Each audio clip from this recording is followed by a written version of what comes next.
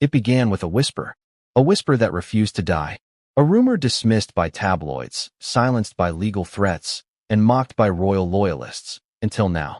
Because at 44, Meghan Markle has finally uttered the 7 words that could destroy everything she built. I'm not the biological mother of Archie. Those words didn't just echo through palaces and press rooms. They detonated like a bomb. They challenged the core of the royal narrative, the image of the perfect mother cradling the child that symbolized her redemption. And now, as those words circle the globe, one question lingers in the minds of millions. What really happened the day Archie Harrison Mountbatten Windsor was born? Before we continue, please hit the like button, subscribe to the channel, and turn on the notification bell for updates. Let's rewind. The year was 2019. The royal fairy tale was in full bloom. Meghan Markle, the American actress turned duchess, had captured the world's imagination. Her every smile, every outfit, every hand gesture was dissected, adored, and imitated. She was the embodiment of modern royalty, diverse, confident, rebellious. And when Kensington Palace announced her pregnancy, the world fell silent in awe. But behind that picture-perfect glow, cracks were already forming. People noticed things, strange, fleeting, almost imperceptible moments that didn't fit. A baby bump that seemed to defy physics, vanishing in one frame and swelling in another. An oddly careful walk, the way her hands cradled her belly too high, too often. It was subtle, but it was there. Something was off. And so the whispers began. At first, it was dismissed as cruel gossip. Internet trolls, royal haters, conspiracy junkies. But over time, those whispers took shape, found rhythm, and eventually became a question. Was Meghan Markle really pregnant with Archie? Fast forward to today, and that same question, once taboo, once laughed away, is being asked again, but this time not by skeptics. This time, it's Meghan herself forcing the world to face it. So why now? Why, after years of denial, does she confess? What finally pushed her to say it aloud? The answer, as you'll soon see, is darker, more emotional, and far more calculated than anyone expected. You see, the truth doesn't always break overnight. It unravels, slowly, painfully, thread by thread. And for Meghan Markle, that unraveling began long before Archie's first public appearance, long before she stood on that Windsor Castle balcony smiling for cameras. Back then, the palace PR machine was working overtime. The narrative was simple. Meghan and Harry were the modern face of the monarchy. They represented change, love over tradition, and motherhood as empowerment. Every press release, every photo was engineered to sell that story. But in the shadows, someone else knew the truth. Someone who had seen what really happened behind those closed hospital doors. That's the secret Meghan spent years protecting. The secret she just couldn't carry any longer. Because there's something uniquely haunting about pretending to be someone's mother when the world is watching, and deep down, knowing that the truth could destroy you. The confession didn't come in a tell-all interview or a best-selling memoir. It came quietly, unexpectedly, off camera, during what was supposed to be a private moment of reflection, one that leaked, intentionally or not, into the public domain. And those who heard it say her tone wasn't defensive. It wasn't bitter. It was resigned. I'm not the biological mother of Archie. 7 words, calmly spoken, but enough to shake the foundation of the modern monarchy. To understand how we got here, we must go back to the beginning, the strange months leading up to Archie's birth, the secrecy surrounding the hospital, the refusal to release the doctors' names, the vanishing maternity ward staff, and then the bizarre photo ops, each one more staged, more controlled than the last. At the time, reporters questioned the lack of transparency. Why was Meghan's birth location hidden? Why was there no traditional hospital photo, as seen with Princess Diana or Kate Middleton? The palace called it privacy. But now, that word feels more like a shield. Because what if privacy wasn't about safety, but secrecy? Imagine the scene. A heavily pregnant duchess avoiding photographers, her team enforcing media blackouts. The public waiting, counting down the days. Then, silence. No hospital rush, no flashing bulbs, no royal protocol. Just an announcement after the fact.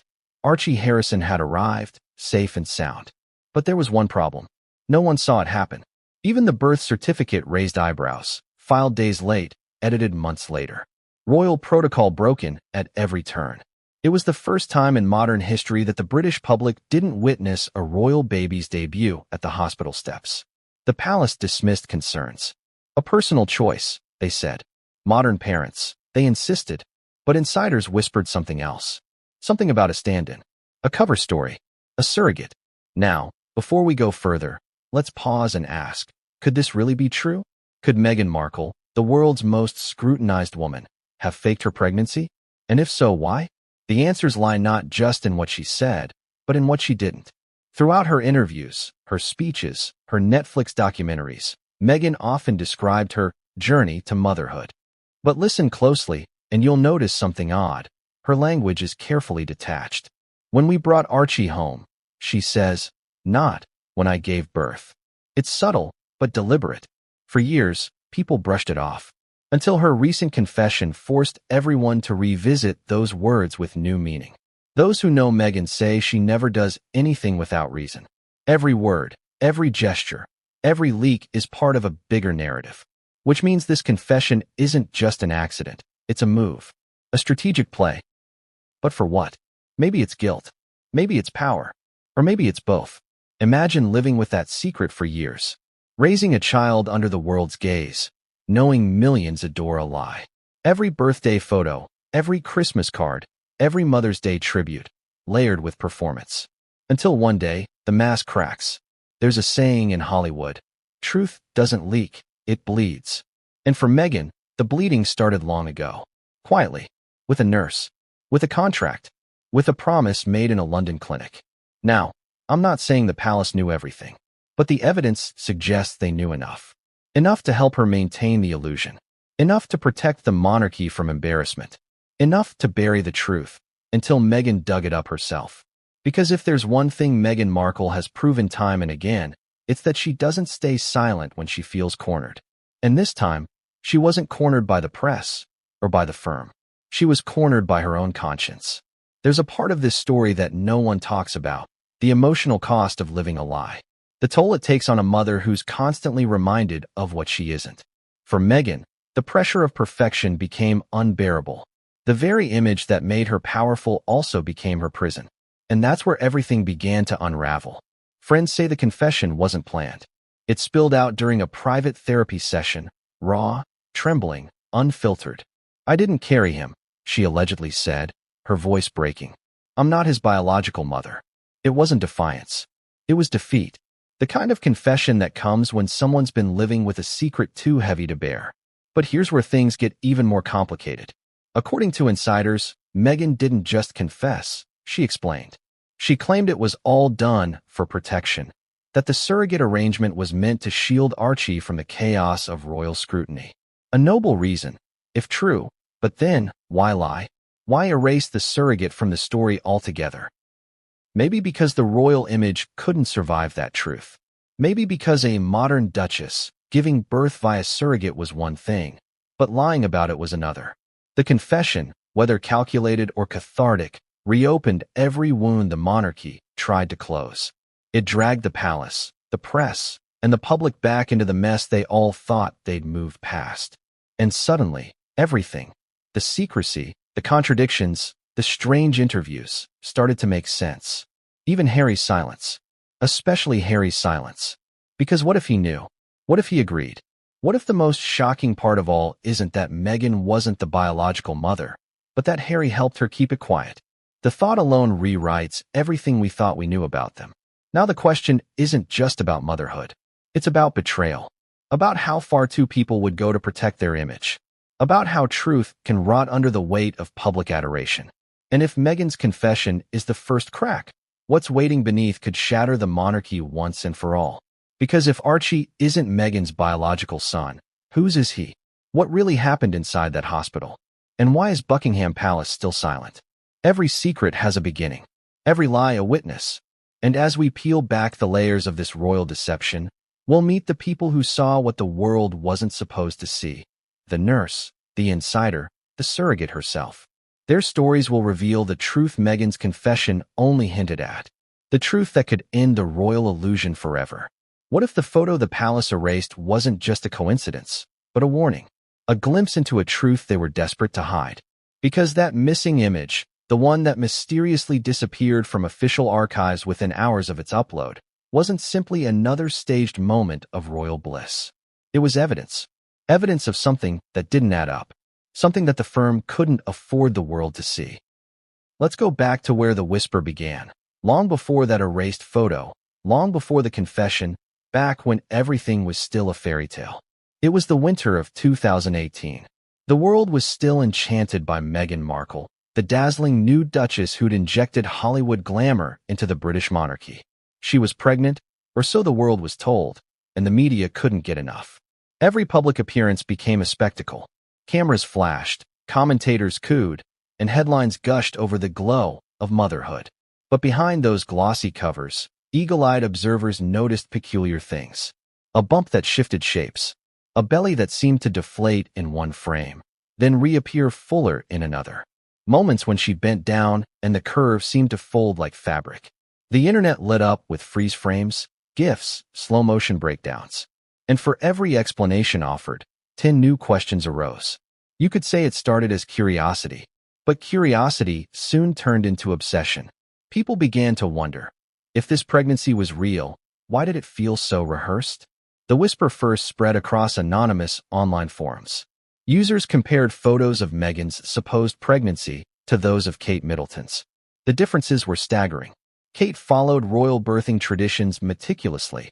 Hospital photo calls, transparent medical records, and named doctors. Meghan, on the other hand, broke every rule. No confirmed hospital. No official obstetrician. No public delivery team. Only a short, carefully scripted announcement. The Duchess has gone into labor. Hours later, the Duchess has delivered safely. And just like that, Archie Harrison was born, offstage, unseen, unverified. It was the first time in royal history that the British public didn't witness a royal birth through the lens of tradition. And it didn't sit well. Still, the palace brushed off the concerns. They're entitled to privacy, they said. It's a new generation. But royal watchers, those who'd followed the firm for decades, knew better. The monarchy thrives on transparency, not secrecy. Every deviation from protocol meant something. Then came the image. The one the palace didn't want anyone to see. It was uploaded briefly to a private archive by a junior staffer, meant to be shared internally before public release. But within minutes, screenshots leaked. It showed Meghan leaving the supposed maternity ward, smiling, glowing, radiant. But something was wrong. The background signage didn't match the hospital listed in the official press release. The staff uniforms didn't align with the hospital's standard attire. And most suspicious of all, the timestamp embedded in the metadata was 2 full days before the official birth announcement. When royal correspondents began asking questions, the photo vanished.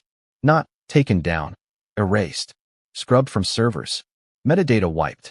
That's when the whisper turned into something darker. Was Archie's birth staged? For months, the story was buried under lawsuits and NDAs. But every attempt to silence it only fueled more suspicion. And the more people looked, the stranger it got. Take the infamous moon bump theory. Footage from Meghan's public engagements showed her belly shifting unnaturally as she moved.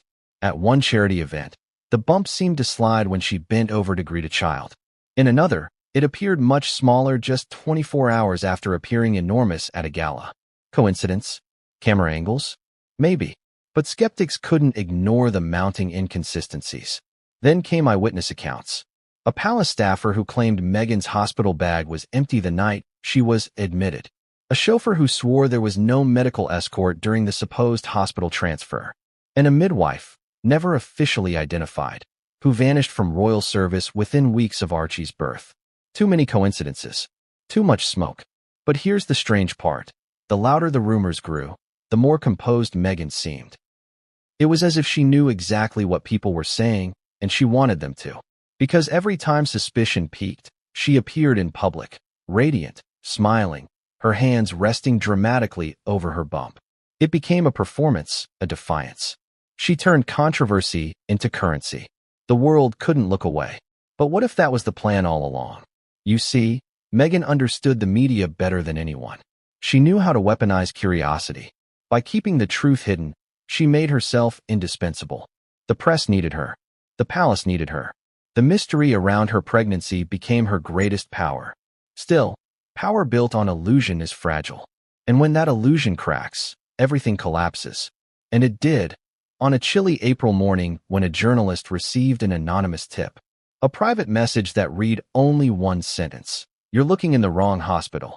The reporter traced the message to a throwaway email linked to a healthcare provider in Surrey.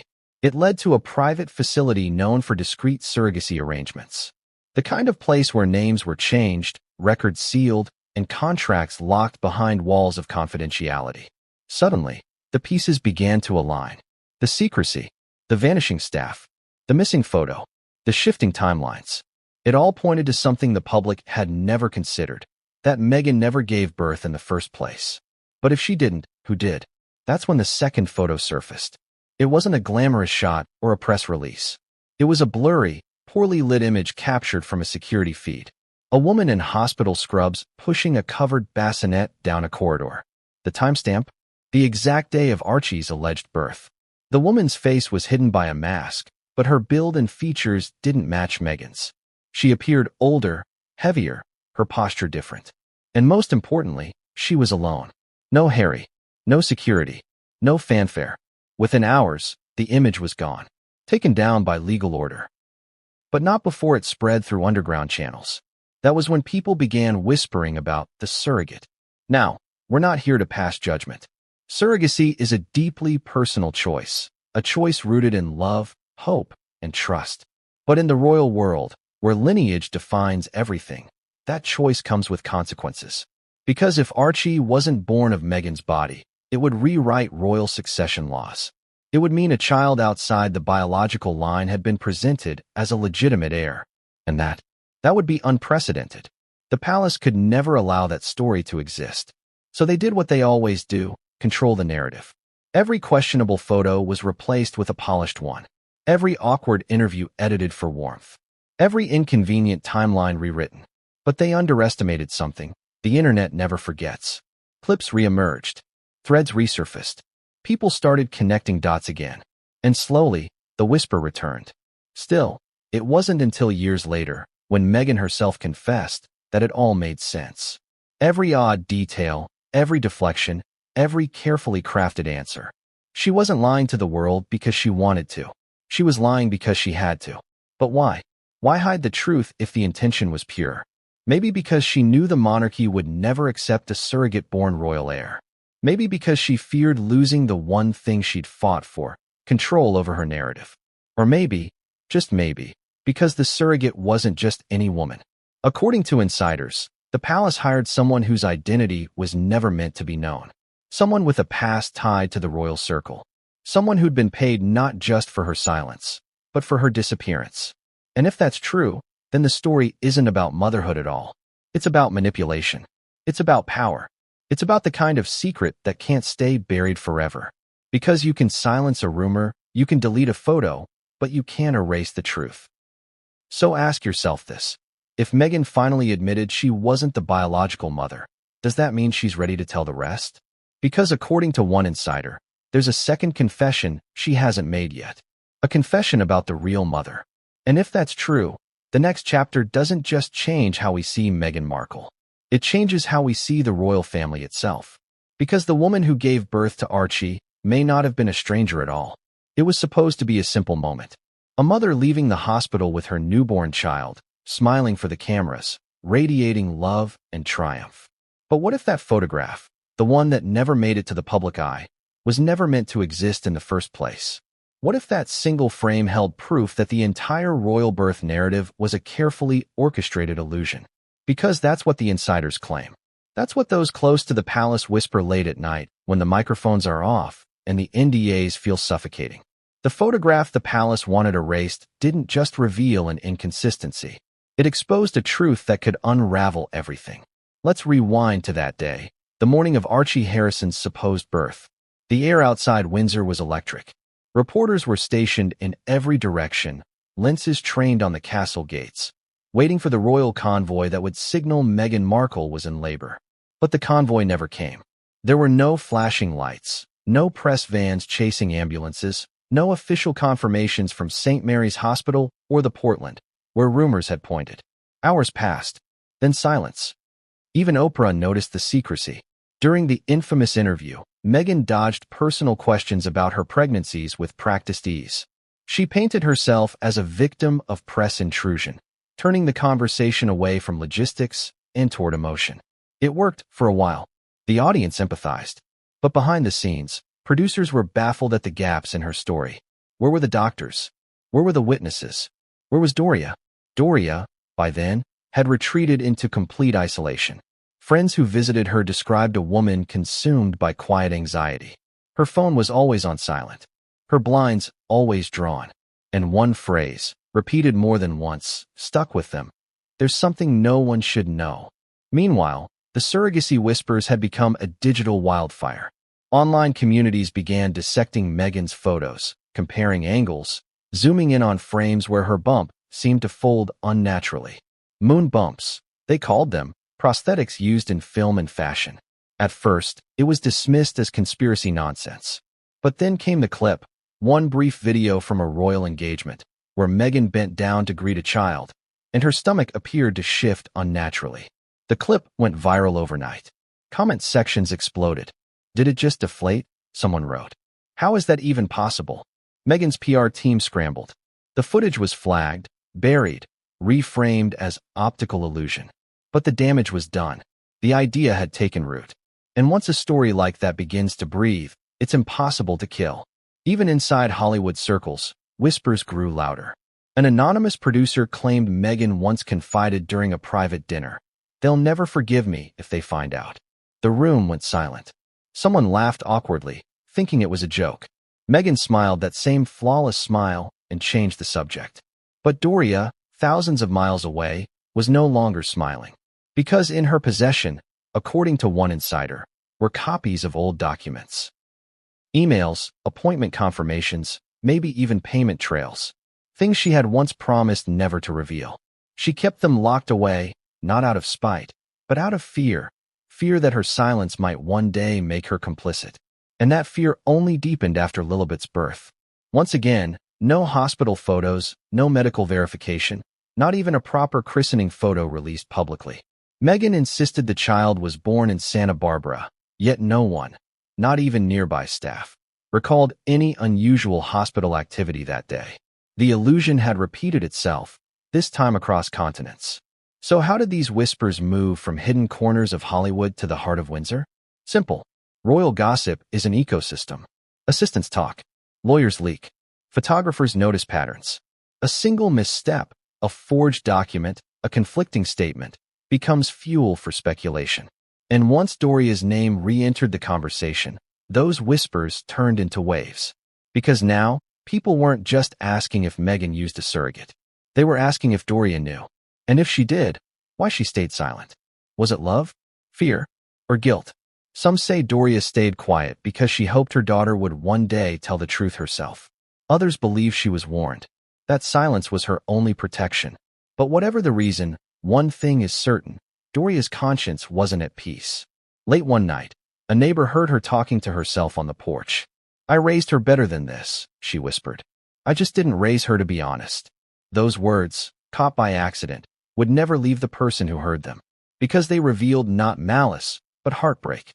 A mother, betrayed by her daughter's ambition. A daughter, trapped by her own deception. And two worlds, Hollywood and royalty, colliding in a storm of lies too large to contain. But storms don't just destroy, they expose. And when one secret began to leak, a document, a payment, a name, it set off a chain reaction that would reach the highest levels of Buckingham Palace. The whispers became official. The palace began to investigate. And Doria's quiet guilt was about to become public knowledge. It was supposed to be a routine absence, a short, private trip for rest, away from the cameras and the noise of royal life. That's what the palace told the press. But the truth, the real reason Meghan Markle flew to California just weeks before Archie's supposed birth, was far more secretive and far more dangerous than anyone imagined. Officially, Meghan was on maternity leave. Unofficially, she had vanished. No public sightings, no photos, no reliable records of her movements. Even senior palace aides didn't know where she was. They only knew one thing. She wasn't in London. The jet left late at night, no media coverage, No official flight manifest under her name. Sources say she used a pseudonym, Meghan Windsor, spelled with one H missing, and flew on a private charter linked to one of Harry's longtime friends. Security was tight, staff was minimal. Doria, however, was already waiting at the other end. So what was this trip really for? In public, it was self-care. In private, it was something else, a meeting. Weeks before, Meghan had allegedly made contact with a wellness clinic nestled in the hills outside Los Angeles. Not a hospital, not a spa, something in between, an exclusive, ultra-private facility that catered to the world's richest and most image-conscious women. The clinic specialized in fertility treatments, postnatal recovery, and, according to certain clients, surrogacy management. And on that trip, Meghan wasn't visiting as a patient. She was visiting as a planner. Doria drove her there herself. No royal vehicles, no visible bodyguards, just a low-profile black SUV that disappeared through the clinic gates at dawn. Inside, Meghan reportedly met with a team of professionals. 2 lawyers, 1 medical coordinator, and a woman whose identity remains a mystery to this day. The staff later described Meghan's demeanor as calm, rehearsed, and commanding. She wasn't nervous. She wasn't glowing with maternal joy. She was negotiating. According to a former employee, Meghan laid out her requirements clearly. Confidentiality above all. No leaks, no press, and no connections to the UK, she said firmly. She offered a financial guarantee so large it silenced every question. And as the meeting wrapped up, one witness overheard something chilling. Meghan saying, "She'll be compensated when it's done." Those who heard that line didn't understand what it meant at the time. But now, in hindsight, it's impossible not to interpret it as a reference to the surrogate. When the meeting ended, Meghan and Doria reportedly spent the night at a gated estate owned by a close Hollywood associate. The next morning, she vanished again, this time for nearly 3 days. Her phone was switched off, her location untraceable. When she finally reappeared, she seemed refreshed, glowing, and oddly serene. So, where was she during those missing 72 hours? That's the question royal investigators and journalists would spend years trying to answer. Some believe she was finalizing paperwork tied to the surrogacy arrangement. Others think she met privately with the woman who would later carry Archie. There's even a rumor, too bizarre to ignore, that Meghan visited a private birthing center to prepare staged delivery footage that could later be passed off as authentic. If true, that would mean she was planning every frame of her motherhood before the world even knew she was pregnant. But here's the contradiction that no one in the palace could explain. When Meghan returned to the UK, her pregnancy suddenly advanced by weeks. She appeared visibly larger, her bump more pronounced, her demeanor softer, almost maternal overnight. And yet, she never once allowed a royal physician near her. King Charles, then still Prince of Wales, reportedly asked Harry privately, "Why all the secrecy? Every royal birth has medical oversight." Harry's answer was defensive and curt. "Because this one isn't like the others." Even the Queen noticed. Her aides documented that Meghan declined to share her birth plan with the family, something unheard of in royal tradition. Normally, expectant royals collaborate with palace doctors to ensure protocol and safety. Meghan refused. Instead, she insisted that everything, from location to timing, remain strictly private. When Doria returned from California shortly after Meghan's hidden trip, she was a different woman. Neighbors say she looked troubled, distracted. She stopped answering her phone, canceled her classes, and spent long hours alone in her backyard. A friend recalled asking her if she was excited about becoming a grandmother. Doria's reply was haunting. "It's complicated."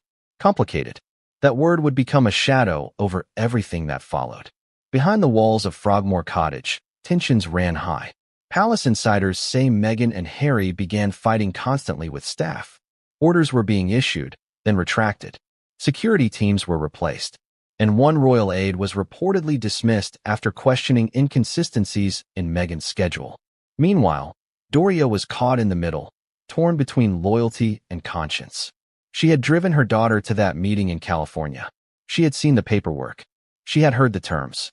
And now, she was being asked to play her part, the supportive mother, the doting grandmother. The guilt gnawed at her. During one late-night call to a friend, Doria allegedly said, "She's gone too far." I told her this would end badly. The friend asked what she meant. Doria didn't answer. She simply hung up and cried. But by then, it was too late to stop anything. The machinery was already in motion. Meghan's team had prepared press statements, photo plans, even alternate timelines in case the media pressed too hard.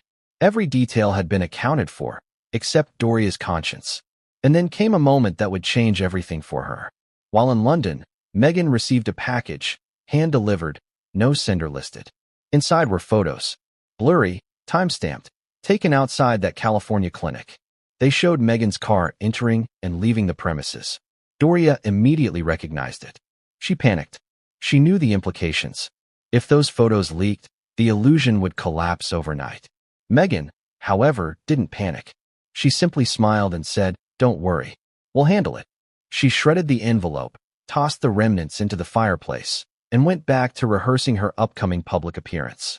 That calm, that terrifying calm, shook Doria more than the photos themselves. She wasn't scared, Doria later told a confidant. She was proud. It was at that moment that Doria realized her daughter wasn't just protecting a lie. She was mastering it. When Meghan stepped out for her next royal event, glowing and confident, the world swooned. The bump was perfect. The speech was heartfelt. The cameras adored her. But Doria, standing in the background, couldn't shake the image of that clinic, those contracts, and that silent surrogate somewhere across the ocean carrying the child the world believed was Meghan's. For weeks, Doria avoided eye contact with her daughter. Meghan noticed, of course. One afternoon, during tea at Frogmore, she snapped, "Mom, if you can't handle this, go home." Those words broke something in Doria. She realized she wasn't a mother in that moment. She was a liability. When she finally returned to California, Doria was a ghost of herself. Her friends asked why she seemed so withdrawn. She brushed them off, saying she was just tired. But deep down, she knew she had crossed a moral line. She had driven her daughter to a secret meeting that would deceive not just a family, not just a nation, but the world. And she feared that one day, the truth would find its way back to her doorstep. Because secrets, especially royal ones, never stay buried. They linger, waiting for a crack in the wall, a careless word, a wrong ally, a late-night confession. And for Doria, that crack was coming. But before it did, something unexpected happened. Weeks after Archie's birth, Doria received a letter. No signature, no return address, just 5 words scrawled in shaky handwriting. You know she didn't deliver. That letter sent her spiraling. Was someone watching her, threatening her, or simply confirming what she already knew? Either way, she locked the letter away. And with it, she locked away her peace of mind. Because the hidden trip, that single journey to California, had birthed more than just scandal. It had birthed fear. The kind that eats away at a mother's soul until silence becomes her only refuge. And that silence would hold until it didn't. Every elaborate illusion has one thing in common, a blueprint, a step-by-step plan that makes the impossible look effortless. And Meghan Markle's alleged birth deception, if true, was no different. From the outside, it looked like a fairy tale, the glowing duchess, the loving husband, the perfect bump. But behind the scenes, a script was being written, one that required precision, secrecy, and absolute loyalty. Because when you're faking the most sacred act of life, one wrong move can bring it all crashing down. The moment Meghan returned from that hidden California trip, she began to assemble her team. Not doctors, not midwives, handlers. A royal aide later confessed, under anonymity, that Meghan created what she called Project Nest. To the palace, it sounded wholesome, a code name for preparing the nursery and birth. But among her inner circle, it meant something else entirely. The coordination of her private, birthing narrative. According to sources close to Doria, it started with 3 lists: what to reveal, what to conceal, and what to invent. The first list was easy, reveal just enough to seem transparent. A few public outings showing her bump, some smiling photos with Harry, and perhaps one carefully staged interview about motherhood. The second list, what to conceal, was longer. Medical appointments, doctors' names, ultrasound images, and any location tied to the supposed delivery. Everything real was to vanish into thin air. And the third list, what to invent, was the heart of the plan. A timeline, a hospital, witnesses who would never exist. The details were stunningly specific. According to one insider who saw fragments of the communications, Meghan's team drafted several potential birth scenarios. They discussed everything from lighting conditions for post-delivery photos to the type of blanket the baby would be wrapped in. It was like planning a movie scene, the insider said. She even used storyboards. To the staff at Frogmore Cottage, things began to feel off. They were instructed to sign confidentiality agreements longer than most film contracts. They couldn't discuss deliveries, phone calls, or even the color of nursery wallpaper. And when someone slipped and asked Meghan about her hospital choice, she responded coolly, "The location doesn't matter. The story does." Doria was there through it all, watching, silent. She saw the boxes arrive late at night, equipment, props, lighting kits, camera gear, not for medical use, but for presentation. There was even talk, one staff member later claimed, of a private photo shoot to capture the right angles after the baby's arrival. Still, there was a problem. To fake a birth, you need a cover that no one can question, and Meghan had chosen the perfect one: royal privacy. By claiming she wanted to do things differently, to protect her child from the press, she ensured that no one could challenge her secrecy without appearing cruel. "The palace has been too intrusive," she told aides. "We're taking control this time." And so the stage was set. A few days before the supposed labor date, Meghan's schedule went dark. No appearances, no photographs. Her car was spotted leaving Frogmore one evening, curtains drawn, escorted by security.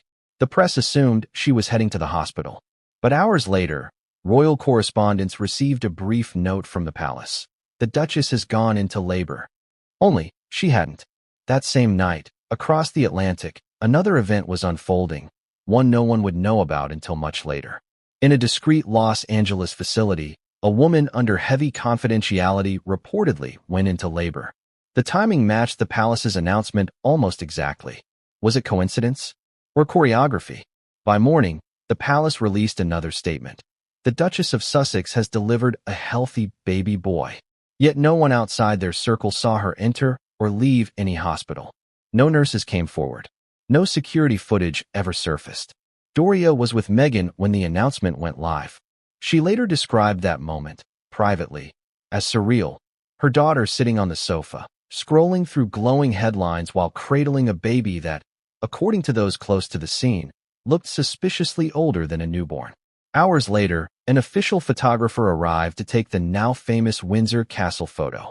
But even that, sources claim, had been meticulously orchestrated. The lighting, the baby's wrap, Meghan's posture, every frame had been planned in advance. One aide recalled Meghan insisting that the baby's face must be partly covered, for privacy. But was it privacy?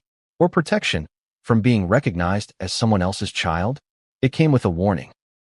Discussing private medical details related to royal clients constitutes a violation of national confidentiality statutes. Breach will result in prosecution. Grace signed it. She didn't have a choice.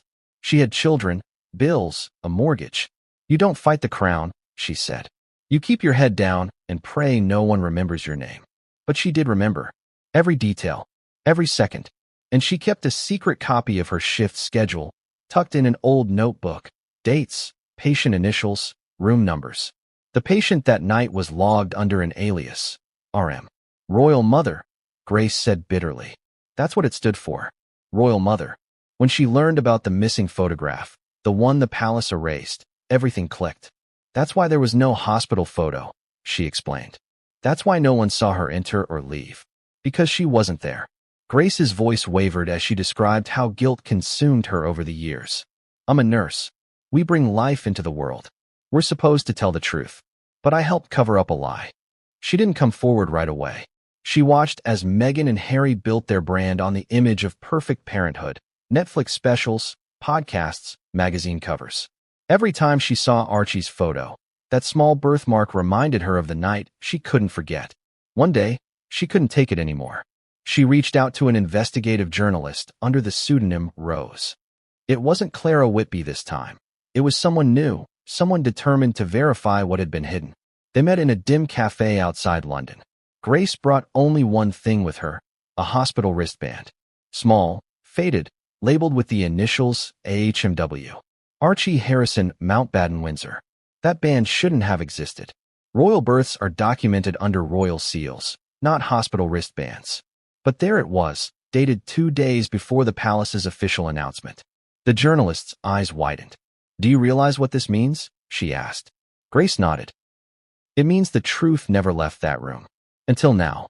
But before the journalist could publish the story, her computer was hacked. Files disappeared, audio recordings corrupted, and within a week, Grace received another envelope.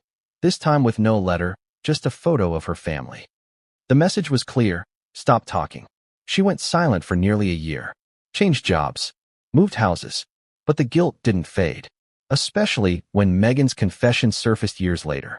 When Meghan said those words, "I'm not the biological mother of Archie," Grace broke down in tears. She finally said it, she whispered. After all this time, she finally said it. But even in that moment of vindication, Grace couldn't feel relief. Because she knew the story didn't end there. She knew Meghan wasn't the only one holding back the truth. "There's something people don't understand," she said quietly. "Meghan didn't orchestrate it alone. Someone higher approved it. Someone powerful. She couldn't have done it without them." Who was that person? Grace refused to say directly. "You'll know when you see who benefited most," she murmured. "Follow the line of protection. The one person who never faced consequences for any of it." Her cryptic warning left more questions than answers. But one thing was clear: this wasn't just Meghan's secret. It was the palace's, too. And now that Meghan had spoken publicly, the palace's silence was deafening. Because silence isn't denial. It's damage control. Grace still fears retribution. Her voice recordings are stored with her lawyer. Her documentation, what little she managed to save, is sealed in a vault. "If anything happens to me," she said, "it gets released." Before ending her interview, she said something that chilled the room. The woman who gave birth wasn't a stranger. She was chosen for a reason. A very specific reason. She was connected to someone close to the royal circle. When pressed for a name, Grace shook her head. "You'll understand soon enough." But once that connection becomes public, the monarchy will never recover. She stood, gathered her things, and left without another word. The journalist never saw her again. But weeks later, a single email arrived in her inbox from an encrypted address. No subject line, no greeting. Just 3 words. She kept everything. Attached was a scanned page, Grace's original shift log from May 5, 2019. At the bottom, in small, neat handwriting, was a name. Not Meghan Markle. Not Royal Mother. But someone else. Someone whose relationship to the royal family would make your jaw drop. Someone who'd been hiding in plain sight all along. And that name? It would change the meaning of everything we thought we knew about Archie's birth. The name at the bottom of that page was enough to send shockwaves through anyone who saw it. Not because it was unfamiliar, but because it was too familiar.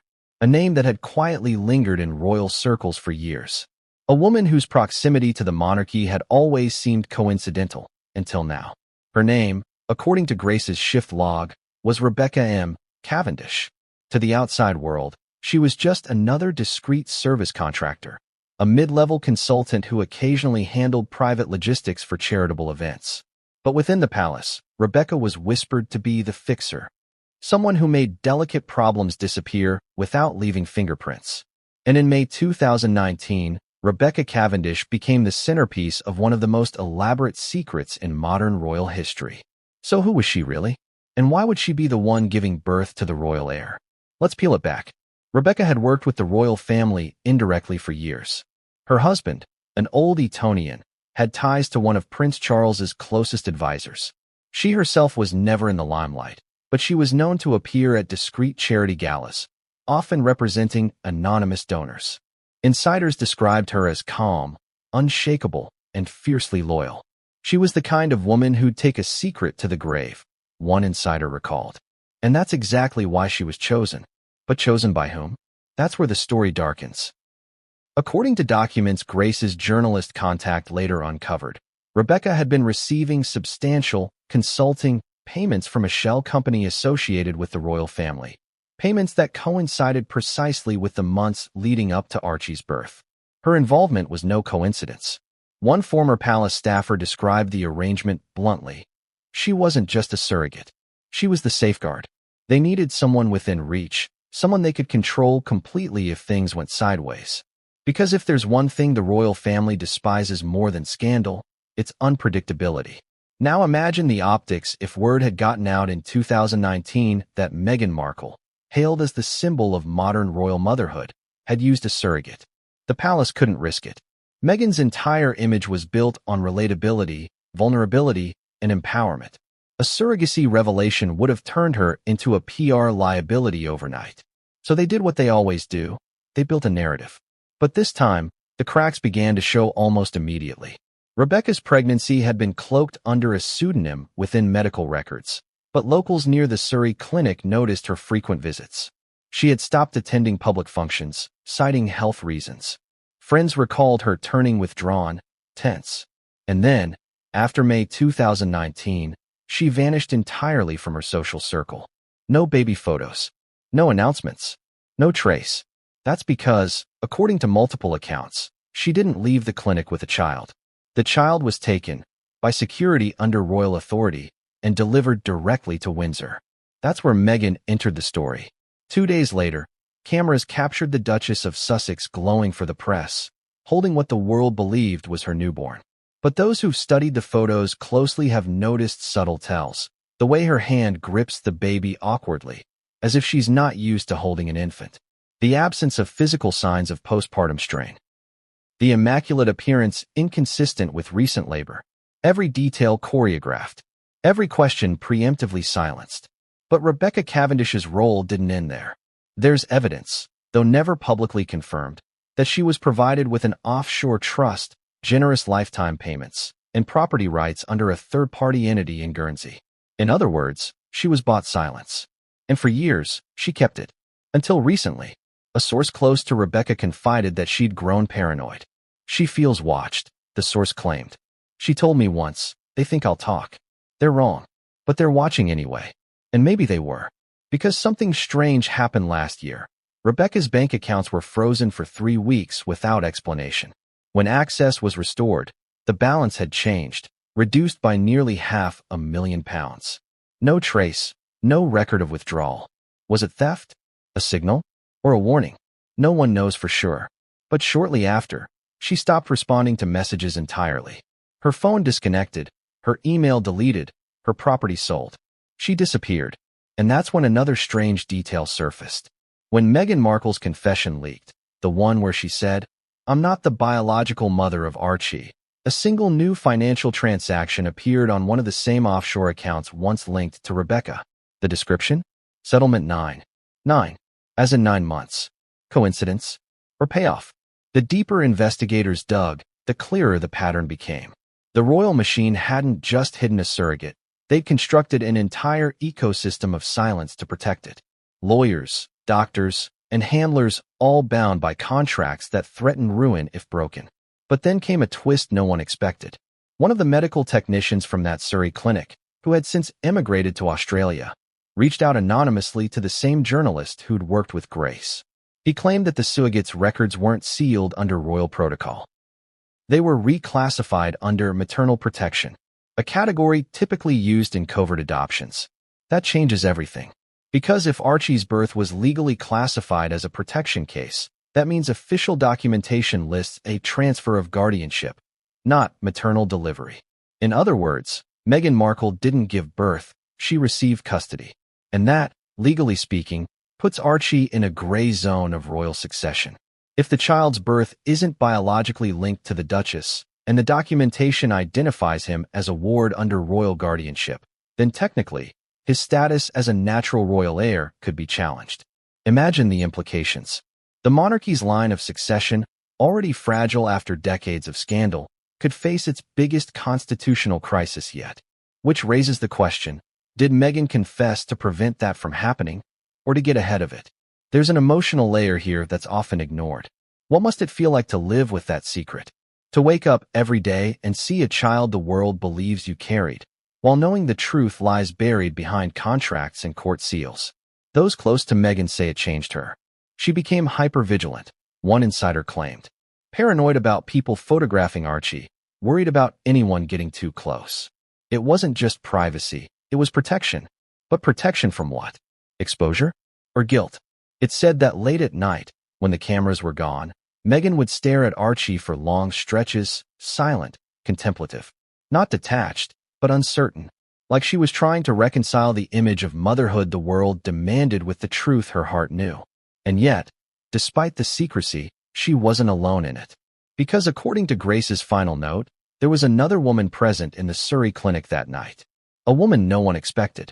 Someone who'd arrived quietly through the back, wearing a medical coat, pretending to be part of the staff. Her name wasn't on any record.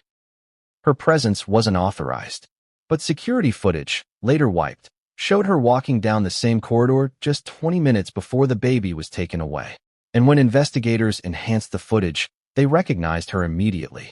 It was someone from Meghan's inner circle. Someone whose connection to the Duchess went back long before the royal wedding. Someone who'd been part of Meghan's world in Hollywood. And she wasn't there to watch.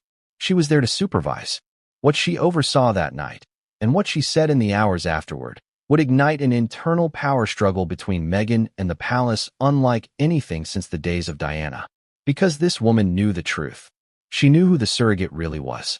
And she knew the baby that left that clinic didn't arrive at Windsor the same way it was taken out. But what she didn't know was that her decision to stay silent wouldn't last forever. Because months later, she too would be betrayed. And when she spoke, she'd expose a new layer of deceit that made Meghan's confession look like the beginning of the story, not the end. It began as one secret, and then multiplied. What started as a quiet arrangement meant to protect reputations soon turned into a web of deceit so tangled that even those who built it couldn't keep track of the lies anymore. Because once you hide one truth, you have to hide another to keep it safe. And before long, the entire house of cards starts trembling under its own weight. By now, Meghan Markle's confession, "I'm not the biological mother of Archie," was making sense to those who'd been paying attention. But what no one outside the inner circle could have guessed was that the truth wasn't just hidden once. It was hidden twice. You see, the birth wasn't the only fabrication. The story around it, the location, the timing, even the identity of who delivered the baby, was engineered like a royal stage play. But as in every stage play, one actor eventually forgets their lines. And when they do, the illusion collapses. Let's rewind to the days following the birth announcement. The palace's communication team was in chaos. They had one job: make the world believe Meghan's pregnancy had been authentic. They rolled out pre-written press releases, staged celebratory reactions, even briefed select journalists with glowing details about Meghan's natural delivery. Every phrase was rehearsed, every adjective tested for emotional resonance. But behind the curtain, something was going wrong. One of the aides, a young communications officer named Evelyn Hart, noticed discrepancies in the official documentation. "I remember seeing two versions of the birth record," she later confessed to a trusted friend. One said Meghan gave birth at Frimley Park. The other had no hospital listed at all. When I asked which one to publish, my supervisor told me to delete both drafts and start over. Delete both drafts. Start over. It was a chilling instruction, one that made Evelyn realize she was working in the middle of something far bigger than she understood. And she wasn't alone. Other staff members noticed oddities too: security sweeps that extended beyond normal protocol, sealed rooms within palace offices, hard drives disappearing overnight. One IT specialist recalled being told to wipe all metadata related to internal birth communications. When he hesitated, a senior official simply said, "Do you enjoy working here?" But the double cover-up didn't stop with documents. It extended to people. Remember the woman from Hollywood who appeared in the clinic that night? Her name was Amelia Royston, Meghan's former assistant from her Suits days, later hired as a private aide after the royal wedding. Amelia was known for her loyalty, her discretion, and her ability to handle Meghan's personal affairs with absolute precision. She wasn't just an assistant, she was a gatekeeper. And according to multiple sources, Amelia was tasked with overseeing the transition process the night Archie was delivered. Her job? To ensure there were no leaks, no photos, no trace that the baby came from anyone other than Meghan Markle. And for a while, it worked perfectly, until she made a mistake. 3 weeks after the birth, Amelia sent an encrypted email to a private account registered under her own name. The subject line reads simply, "Delivery confirmation."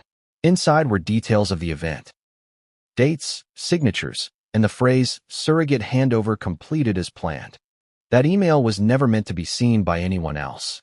But fate has a way of exposing even the smallest cracks.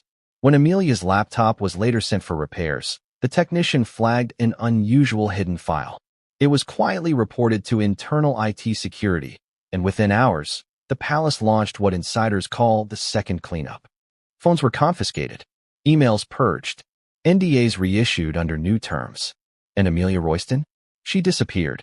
Friends say she flew to Toronto under the guise of taking a break. She never returned to the UK. Her LinkedIn account vanished, her phone number disconnected, her flat emptied. Her name hasn't appeared in public records since. Coincidence? Unlikely. Because not long after Amelia vanished, the palace's version of events changed again. Suddenly, the official birth certificate that had been quietly edited months earlier was revised for accuracy. Meghan's name was briefly removed, replaced with Her Royal Highness the Duchess of Sussex. Later, it was reinstated after public outrage. The palace called it a clerical adjustment. But those close to the situation knew better.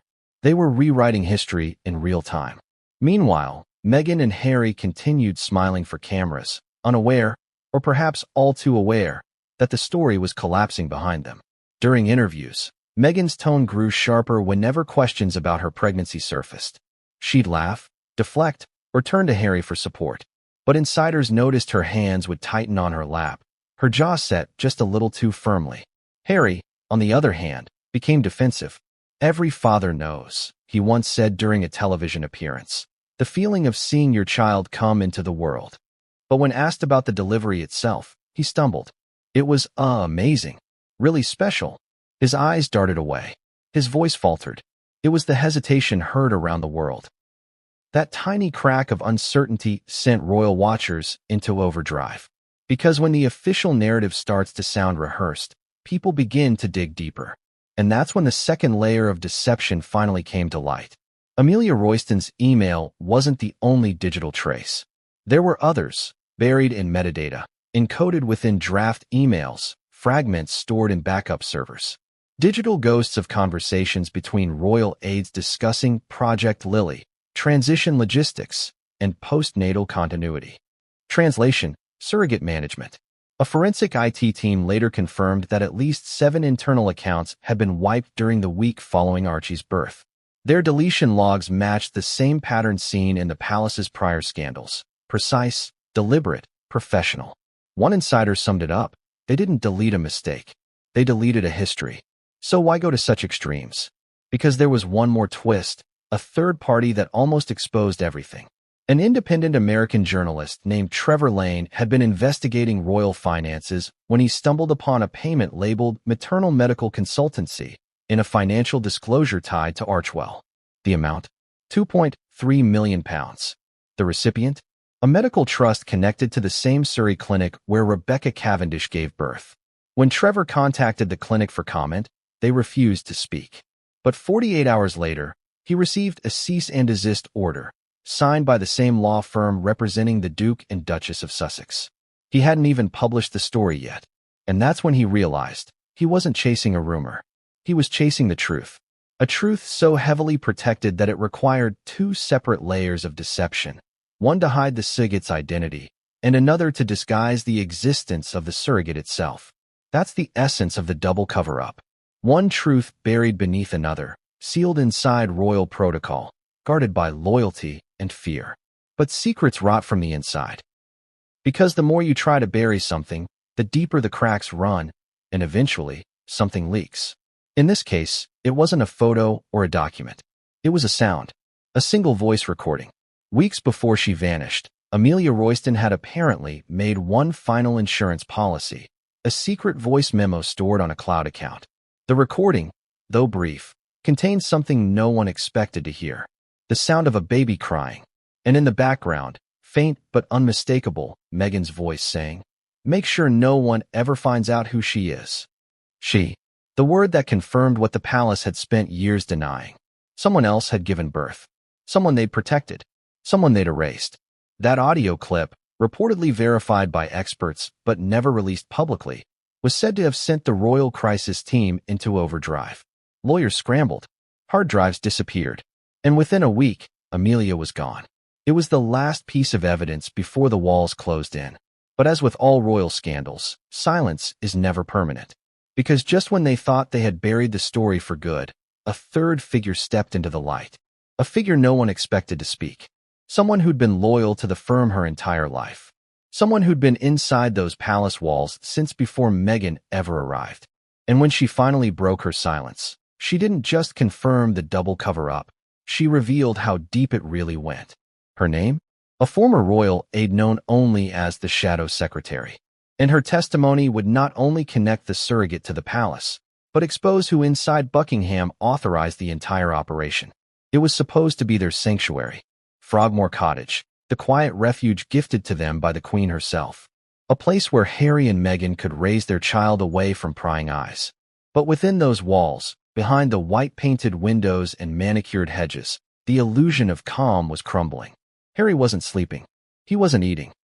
He'd stopped answering calls from family members, ignored text messages from friends.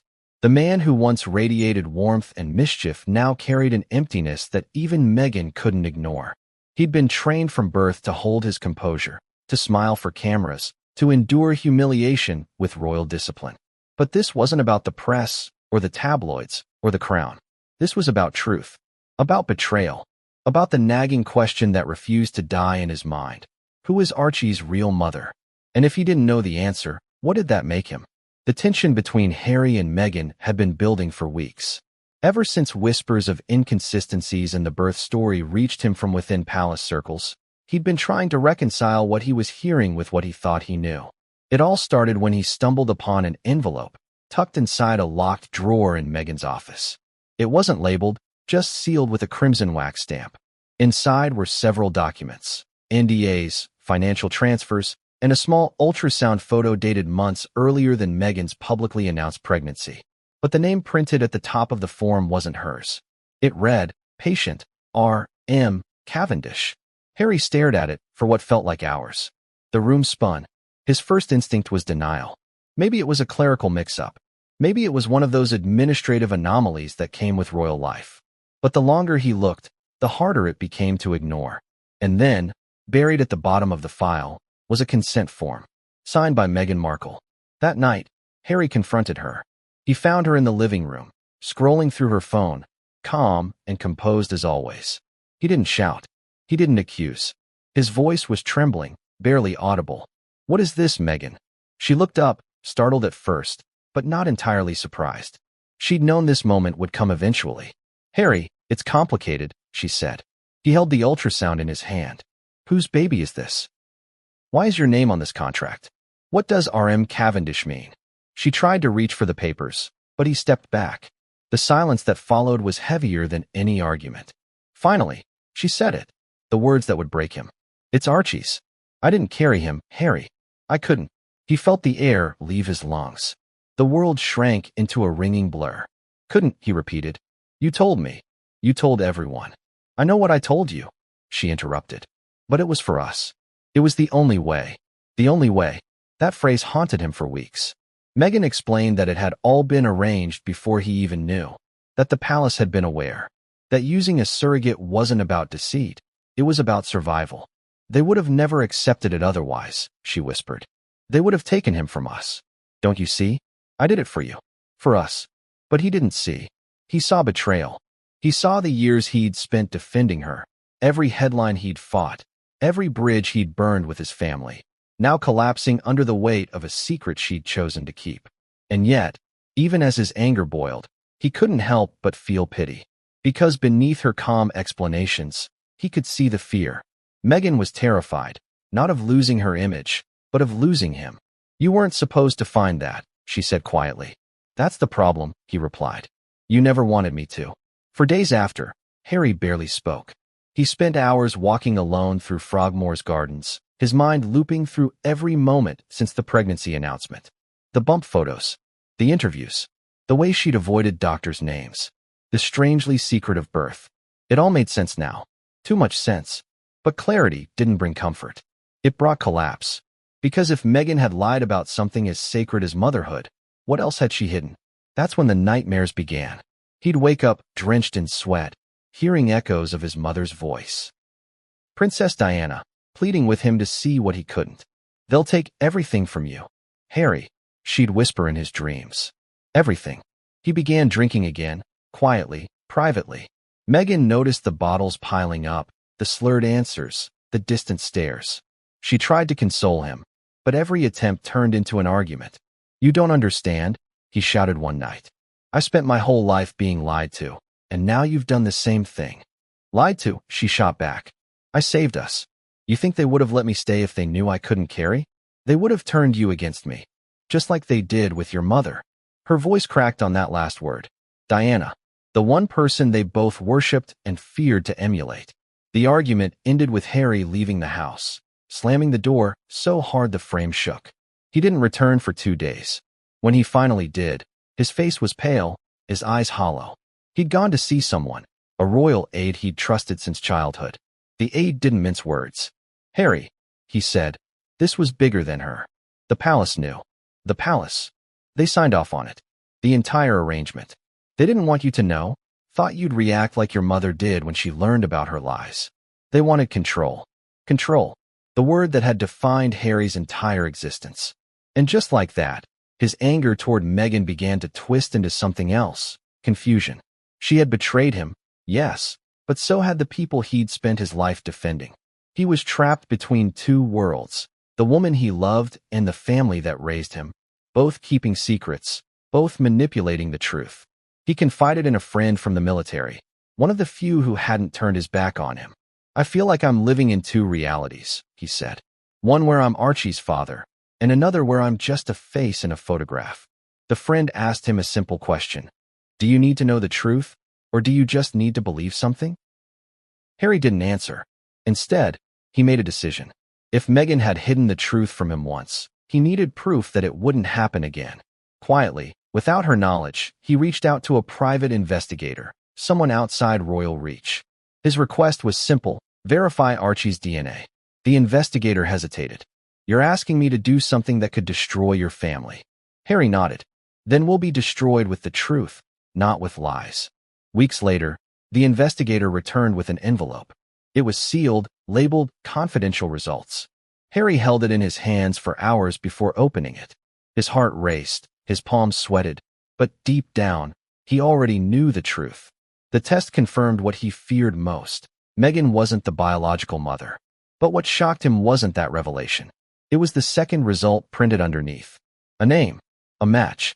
The surrogate's DNA partially aligned with another royal family member. Not a distant cousin. Closer. Much closer. Someone inside the firm. Someone whose connection to Meghan had been carefully buried. Harry's hands shook as he read the name again and again, unable to process it.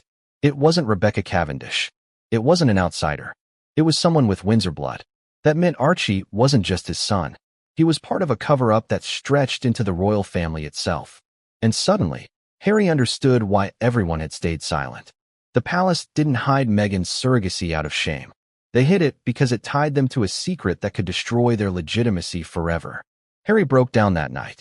Alone in the nursery, surrounded by the soft glow of night lights and the faint scent of baby powder, he sobbed for the first time since Diana's funeral. His tears weren't just for his child, or for Meghan, or even for himself. They were for everything he'd lost trying to protect a family that had never told him the truth. He looked down at Archie, sleeping peacefully in his crib, and whispered, "You didn't ask for any of this." But as he turned to leave the room, his phone buzzed. An unknown number. A message with only 5 words. "They know you took the test." He froze. His heart pounded. Because that could only mean one thing. Someone inside the